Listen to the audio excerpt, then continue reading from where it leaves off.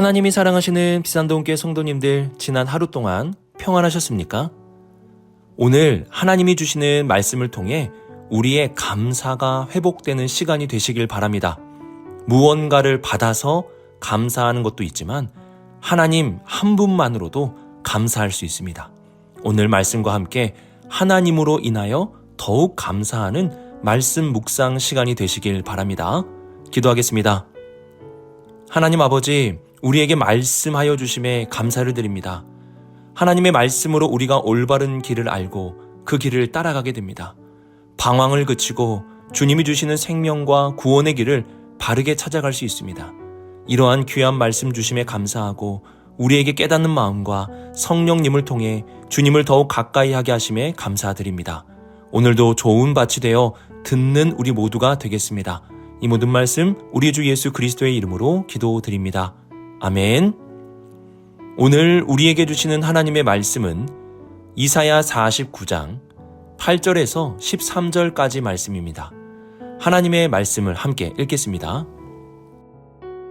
여호와께서 이같이 이르시되 은혜의 때에 내가 내게 응답하였고 구원의 날에 내가 너를 도왔도다. 내가 장차 너를 보호하여 너를 백성의 언약으로 삼으며 나라를 일으켜 그들에게 그 항무하였던 땅을 기업으로 상속하게 하리라. 내가 잡혀있는 자에게 이르기를 나오라 하며 흑암에 있는 자에게 나타나라 하리라.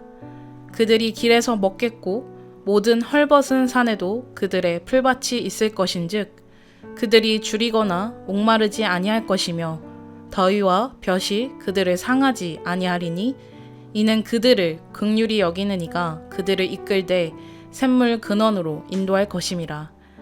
내가 나의 모든 산을 길로 삼고 나의 대로를 도두리니 어떤 사람은 먼 곳에서 어떤 사람은 북쪽과 서쪽에서 어떤 사람은 시님 땅에서 오리라. 하늘이여 노래하라. 땅이여 기뻐하라. 산들이여 즐거이 노래하라. 여호와께서 그의 백성을 위로하셨은즉 그의 고난당한 자를 긍휼히 여기실 것임이라. 아멘.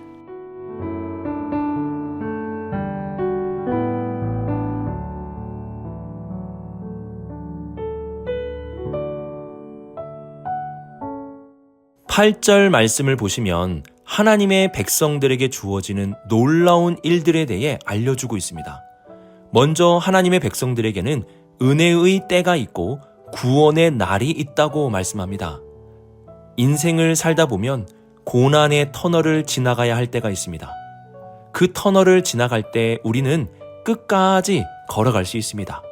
왜냐하면 그 고난의 터널이 지속되는 것이 아니라 그 터널 중간중간에 하나님이 부어주시는 은혜의 때가 있고 그 터널의 끝에는 바로 구원의 날이 있기 때문입니다. 이처럼 하나님의 백성들에게는 은혜의 때와 구원의 날이 있기에 어떠한 고난 속에서도 끝까지 나아갈 수 있게 됩니다. 또한 하나님의 백성들에게는 언약이 있습니다. 8절을 보시면 하나님은 사랑하는 이스라엘 백성들에게 바벨론 포로에서 이끌어주시고 약속의 땅을 다시 기업으로 주신다고 약속하십니다. 하나님은 하나님의 백성들과 약속하시고 그 약속을 신실하게 지키시는 분이십니다. 그러면 하나님은 오늘 우리에게 무엇을 약속하셨을까요? 과거 이스라엘에게는 바벨론에서 다시 돌아오게 하시는 것을 약속하셨다면 오늘 우리에게는 예수 그리스도 안에 있는 자들에게 구원과 영생을 주신다고 약속하셨고 성령을 주심으로 고아와 같이 버리지 아니하시겠다고 약속하셨고 그리고 하나님의 나라를 우리의 기업으로 약속해 주셨습니다. 하나님은 지금도 우리와 이렇게 약속하시고 그 약속을 신실하게 지키십니다. 또한 9절 상반절에서는 하나님의 백성들에게 자유를 주실 것에 대해 말씀하시고 9절 하반절과 10절 상반절에서는 하나님의 백성들을 먹이실 것에 대해 알려주시면서 풍성하게 해주실 것에 대해 말씀하십니다. 그리고 마지막 10절 하반절에서는 생명의 샘물 근원으로 인도해 주시며 영생을 주신다고 말씀하십니다. 하나님의 백성들은 하나님으로 인하여 자유를 얻고 풍성할 것이며 생명의 샘가로 인도함을 받아 생명을 얻게 될 것입니다. 우리에게 있어서 무엇이 가장 큰 복일까요? 이 땅에서 조금 더 잘 먹고 조금 더 잘 사는 것, 그것이 정말 큰 복일까요? 우리에게 있어서 가장 큰 복은 내가 예수님을 믿음으로 하나님의 자녀가 되고 그분의 백성이 된 것입니다. 이것이 진짜 큰 복입니다. 우리는 예수 그리스도 안에서 은혜, 구원, 약속, 자유, 풍성함, 그리고 영원한 생명을 얻게 될 것입니다. 내가 이 땅에 태어나 가장 잘한 일이 있다면 예수님을 믿고 살아가는 것 아니겠습니까? 예수님 안 믿었다면 그 고난의 터널을 어떻게 지나가며 이 땅에서 하늘의 풍성함과 자유를 어떻게 누리며 장차 이루어질 약속과 영생의 소망을 어떻게 바라볼 수 있겠습니까? 그러므로 우리 성도님들 예수님 잘 믿으셨습니다. 이러한 예수님을 잘 믿음으로 놀라운 복을 다 받아 누리는 큰 복을 받는 우리 모든 성도님들이 되시길 주님의 이름으로 축복합니다.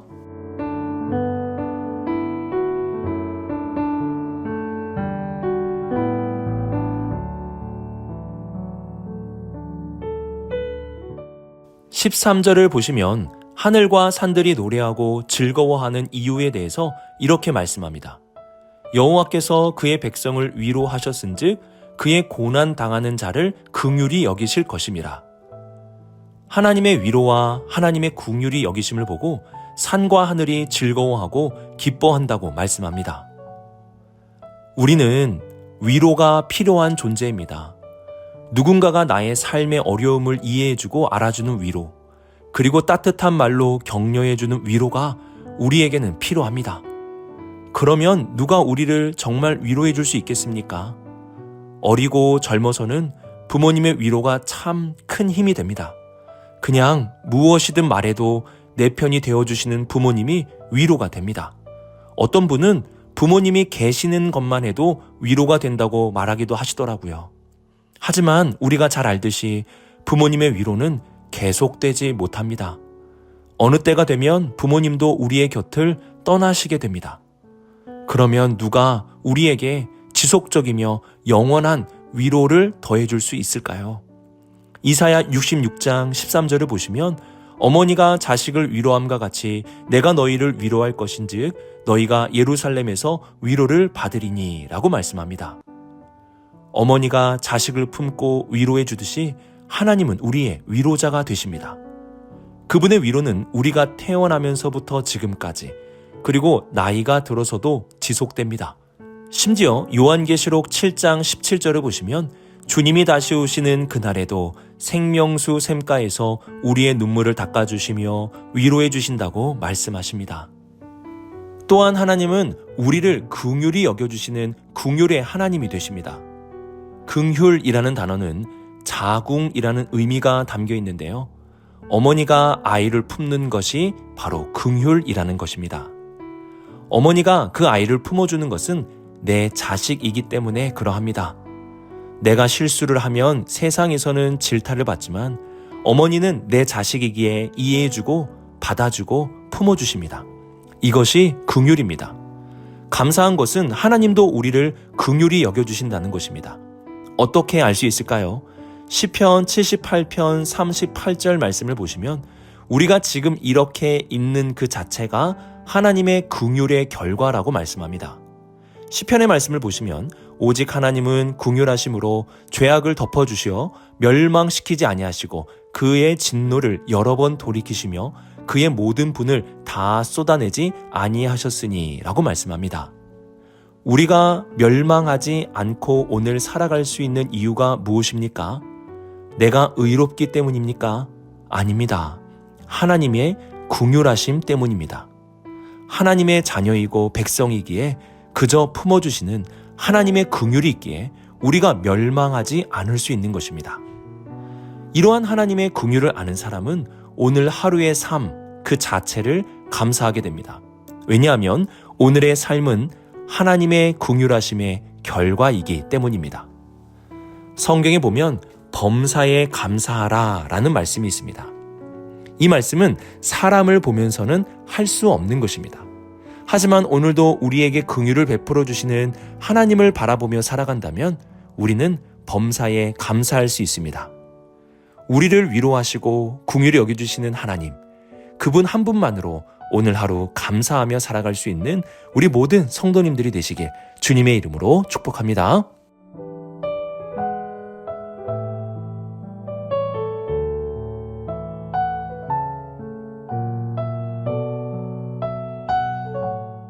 이사야서는 죄에 대하여 책망하시고 심판하시는 하나님에 대해 우리에게 알려줍니다. 그렇게 말씀하고 이사야서가 끝나는 것이 아니라 그 다음에 회복해 하시는 하나님의 약속에 대해서 말씀해 줍니다.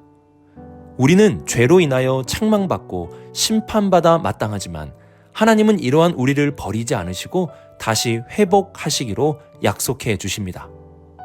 호세아 11장 8절에 보면 이러한 하나님의 말씀이 기록되어 있는데요.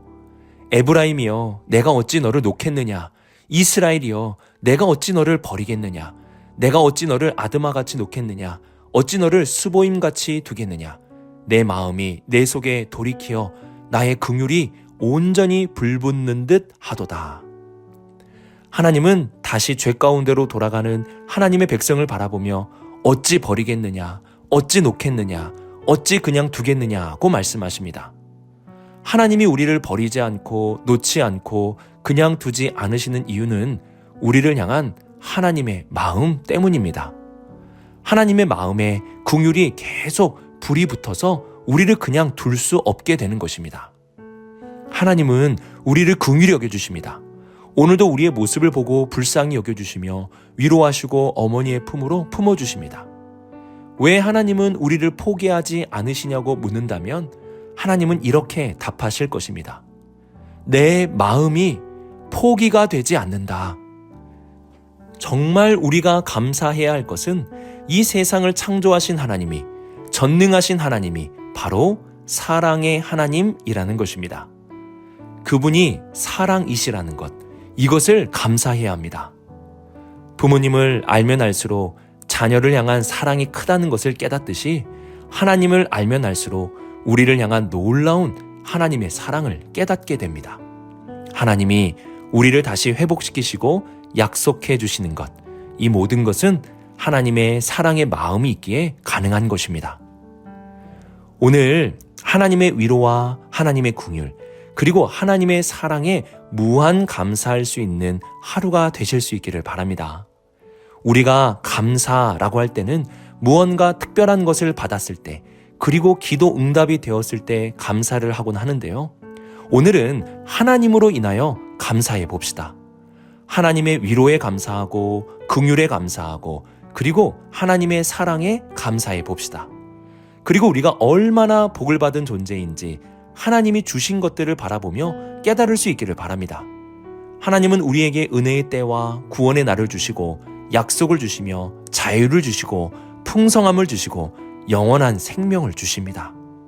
이 정도 받았으면 복받은 사람 아닙니까?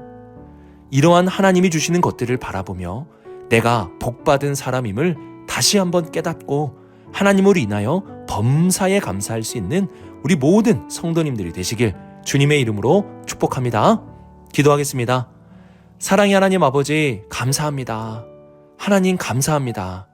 우리를 사랑해 주셔서 감사하고 위로해 주셔서 감사하고 긍휼히 여겨주셔서 감사합니다.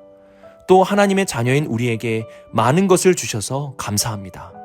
내가 복받은 자임을 다시금 깨닫고 불평불만이 아닌 하나님으로 인하여 범사에 감사하며 살아가는 우리 모두가 되게 하여 주옵소서. 이 모든 말씀 하나님의 아들 우리 주 예수 그리스도의 이름으로 기도드립니다. 아멘.